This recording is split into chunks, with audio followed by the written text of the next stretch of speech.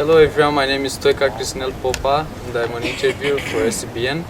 Today for Stanford Spotlight we're going to interview Adam Hudson, one of the members of the student group Stanford Says No to War.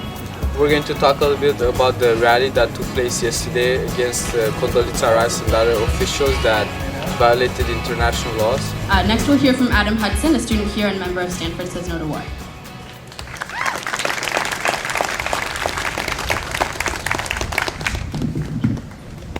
Thanks, Shara. 40 years ago, on April 3rd, 1969, more than 800 people met in Stanford University's Dinkelspiel Auditorium right there to form what would become known as the April 3rd movement. This movement called upon Stanford and the Stanford Research Institution, which was owned by the university, to halt chemical and biological warfare, classified research, and other programs related to the Vietnam War. The April 3rd movement was more than just an activist movement that took place at Stanford. It was part of a national youth movement that mobilized against America's colonial and atrocious war in Southeast Asia. This movement occurred in university campuses across America, in which students organized sit-ins, teach-ins, and rallies, printed flyers, and occupied buildings to express moral outrage against and put an end to the war in Vietnam. Through their hard work and passionate organizing, Stanford students were successful in eliminating classified research at Stanford and contributed to the popular movement that ended the war in Vietnam. 40 years later, the United States, controlled by the Bush administration, engaged in an aggressive war against Iraq, a country that posed no threat to the United States. The invasion was illegal from the very beginning, but that did not stop the Bush administration from manipulating public opinion to support an immoral and illegal war. In fall of 2007, the Hoover Institution, a neoconservative think tank at Stanford, gave Donald Rumsfeld, one of the leading architects of the war in Iraq, a one-year appointment as a distinguished visiting fellow. In response, a petition was sent out opposing the appointment and garnered over 4,000 signatures. In addition, the group that soon became Stanford Says No to War put a rally protesting the appointment. During her time in the Bush administration, Rice played a decisive role in authorizing the use of torture when she chaired the National Security Council's Principals Committee. In addition, she played a key role in manipulating public opinion to support the invasion of Iraq by spreading misinformation about the threat the country posed to American national security. As we all know now, Iraq had no weapons of mass destruction, nor any connections to 9/11 or Al-Qaeda. Unfortunately, this war has cost the lives of nearly 5,000 Americans and 1 million Iraqis. Torture is a crime against humanity, and war of aggression is a supreme international war crime. There is a strong case to be made that Condoleezza Rice is responsible for committing both egregious crimes. Therefore, Rice needs to be investigated and, if necessary, prosecuted by the appropriate legal authorities, not honored with prestigious titles at an elite university. This is what our movement is about, and you can join by signing our petition.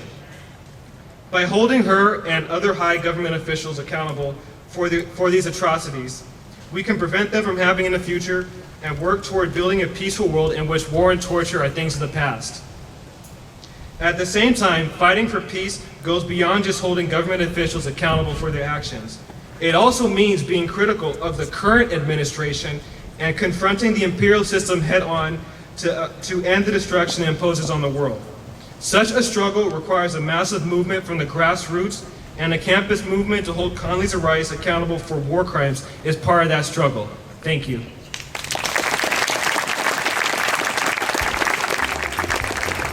So Adam, how did the rally go? I thought it went pretty well. I mean, there was really good turnout. The speakers were all very moving. I spoke, Shara spoke, another member of our group, a sophomore, Danny Colligan, who's a master's student. He also spoke along with Sandra Drake, Professor Emeritus of English Studies, Joel Bainan, Professor of History, and of course Noam Chomsky, and also Paul George, who works with the Peace and Justice Center. Noam Chomsky is a professor emeritus of linguistics at the Massachusetts Institute of Technology and world-renowned as a linguist, philosopher, political activist, lecturer, and as an author. I could list his hundreds of publications, the academic awards and honors he has received, the talks he has given across the world. But I want to speak about Noam Chomsky from the perspective of a student and activist. Noam Chomsky is far more than an admired intellectual with an impressive and ambitious list of accomplishments.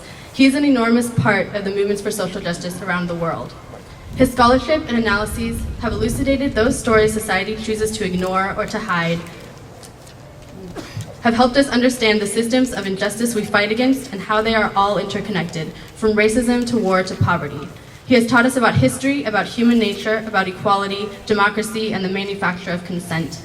I believe, however, that the most important thing he has given us is not just these crucial pieces of knowledge and understanding, but the confidence to question the very framework of political debate, of our society's priorities, of our country's foreign policy, to question the assumptions upon which these are built, to question the narrow spectrum of discussion. Part of gaining the courage to question the very fundamentals of our world is learning to trust in our own creativity and ability to design a new society. This is the heart of the wisdom Noam Chomsky spreads, and it has inspired millions to stand up and begin to firstly rethink our world and then act to change it. So it is an incredible honor to have him here today to speak about the movement for accountability. Please welcome Noam Chomsky.